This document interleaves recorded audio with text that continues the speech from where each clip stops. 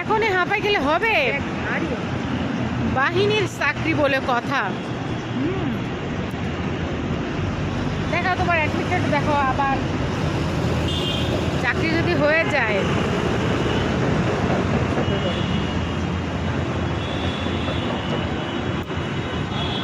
আমরা বিমান বাহিনীতে চাকরির জন্য এসেছি। ওই যে কত বড়টা বিমান, হ্যাঁ তুই চাইলে লাভ দেওয়ার মাথা উঠে পড়তে পারিস এখনই।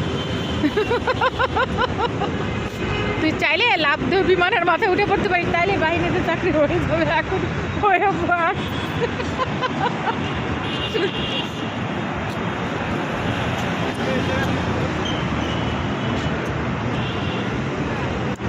খুব জরুরি অবস্থায় আছে এখন।